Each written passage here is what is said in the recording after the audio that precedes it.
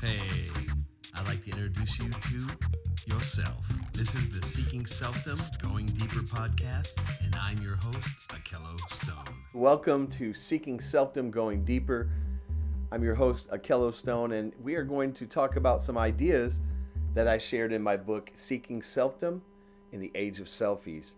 So this podcast is a little different because I'm alone, but I do have some very insightful and thoughtful questions from my good friend Cole Murray. So I'm going to start out with the first question. Do you think that by a certain age, one's personality is set? And if you wanted to change your personality, would it be merely an act, or could you transform? I think that every person has like this core human being that lies inside of them, and all the experiences of their life, the forces of socialization, their environment, culture, their society, and of course the way that they think, they take in information, their emotional state, all those things come into play in the shaping of the personality. However, I believe that personality is completely malleable. In my book, I talk about skarmas, and skarmas are kind of like these grooves that we have that come from repetitive behavior. So we do repetitive behavior. It's kind of like a record, and the grooves of the record, get cut into the record, and they don't change, and then we get used to them, and we have, let's say, knee-jerk responses as a result of those skarmas. But they can be changed. You can create new grooves. Your brain is malleable. So a lot of personality development over time can happen, again, through different experiences. Maybe they may be different from what we've had. I believe that different unique experiences, maybe going out of our comfort zone, can change us as a person. But it's not as easy as saying, I want to be a different person. Because you are the same person throughout your whole life, but there's changes that do happen. And again, they happen as a result of things that, are external forces and the influence of other people, both positive and negative. But as adults, we can really take the reins and we can really self-assess and see what parts of our personality do we not like. It could be the way we respond to certain people. It could be our haste to get things done, our impatience. Those are characteristics that manifest themselves in our psyche and play out in our behavior and the things that we say, the things that we do. And I always say that, and if that example doesn't make sense or it doesn't hit you, I also think of people as clay, which is kind of restatement of that. And clay is molded throughout our entire life. And if you've ever worked with clay, and if you don't keep it molded, it could start to harden, and that becomes more challenging to change that piece of clay into something else, much like our personality. But it is not impossible. It takes self-work, and I think the rewards are phenomenal. I think that you should live in who you are as much as possible, be completely fine with it and happy with it. But if you do desire changes, you can do that, and you can transform and evolve. It's evolution. It's refinement. Everything we've been taught from our experiences causes us to automatically make assumptions about people we don't know just by looking at them and or listening to them. Is anyone free of bias? I think that bias is an interesting word. I feel like bias to some degree is this cop-out for people not taking the time to really use their imagination when it comes to other people. We always imagine people in these different scenarios based upon what we think this person might do, how they might behave, just based upon their appearance, perhaps how they move through the world. I'm an astute observer of people. I always have been. In public places. And when I was in graduate school and was extremely broke, I would go to the mall and sit in, this is Lenox Mall in Atlanta. I would sit there for hours. I would get something to eat, and I would sit there for hours and observe people and see their interactions and see their faces and see what kind of emotions come up, to see the way they move through the crowd and interact with other people. That told me a lot about them in that moment, but it didn't tell me the whole story, because you will not know someone's entire story. And if you're that quick to make a judgment or an assessment about them, I think that what's really telling me is there is a strong desire within that person who is executing that bias to be someone different, to change. There's parts of themselves, and you've heard this, like with bullies, there's things they don't like about themselves. Everybody has insecurities. Everybody has pain and joy. They have moments where they're happy to be alive, and there's other moments where they wonder, why am I even here, and maybe even want to be invisible. So there's this idea called Sonder, and I actually learned about it in a cafe in Inglewood. It's called Sip and Sonder. Never knew the word. I associated Sonder with the word ponder, because we kind of do those word associations.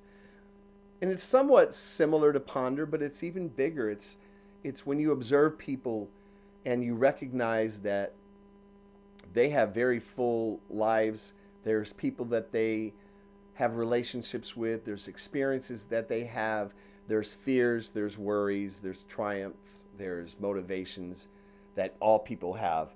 And if we look at people in that way, we look at people in a way of kind of saying, I really don't know what's going on. I can't make any assessment.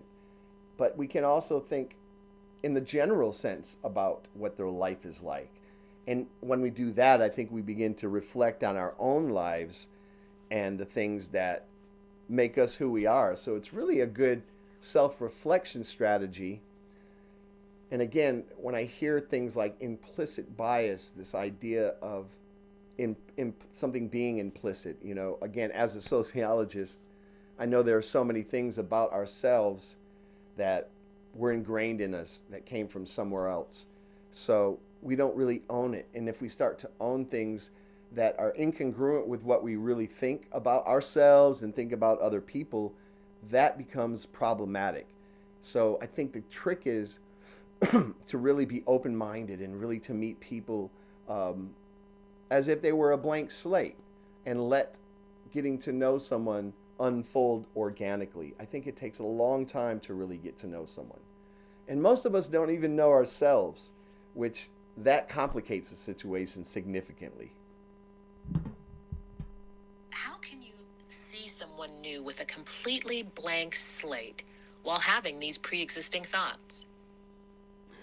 So I did not finish the second part of the question, because I'm being a novice here with this Google Drive.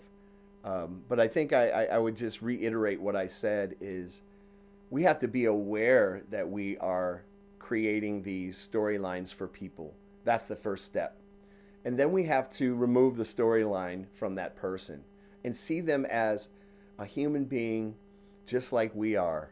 And when we do that, we find a commonality with that person. And I think people want a commonality, and they want a connectedness, and they want to find intersections of experience, thoughts, feelings, emotions, and relationships with other people. As you explained from the Buddhist point of view, it seems the ego is the cause of disconnectedness from other people. The ego needs to be fed by materialistic things, status, and the like. We want to be seen as individuals and have complete control over our lives. But even I forget that every single thing I do is dependent upon thousands of people, right down to being able to get a glass of water from the tap. What effect will the search for selfdom have on the ego? Well, that's a good question, Cole. What effect will it have on seeking selfdom? I think that embedded in this idea of finding, and not just finding yourself, but really understanding the totality of your own existence. So when I think about interconnectedness, for example, I go with a very imaginative way. I think about the beginning of everything. And again, regardless of what your religious beliefs are, your belief systems, are around the origin of everything. Um, it's worth kind of taking in the idea of the possibility that everything started from one point. Uh, Probably know about the Big Bang. I'm kind of obsessed with kind of understanding the Big Bang, the idea that everything that we are made of is from the same raw ingredients that everything else is made of. It's just a different combination, complex, so complex. The processes involved in getting to this point in time and space where we look like this, where we move through the world, where we examine ourselves both individually, but examine our very existence on this planet, in the solar system. That's where we get really cosmological.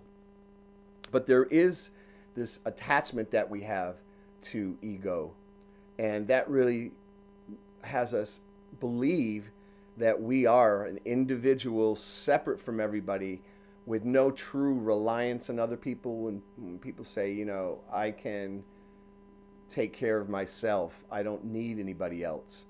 And like Cole said, everything that we do, everything that we eat, everything, if we look around us at the things that we have, someone fabricated that, someone dug up the raw materials to make that, someone grew that and got it to you. So if you were left to do everything on your own, that would be like going out into the woods without a tent, without any supplies, and just really creating everything from nature and eating off the land. I think even in that case, we're still connected to nature, even though it's not people. So to think that we are separate is a delusion, and I believe it's something that fuels the ego so much that it really stresses us out. We're stressed out because when someone tells us we're all connected, but we don't feel that connection, I don't think we're looking deeply within ourselves.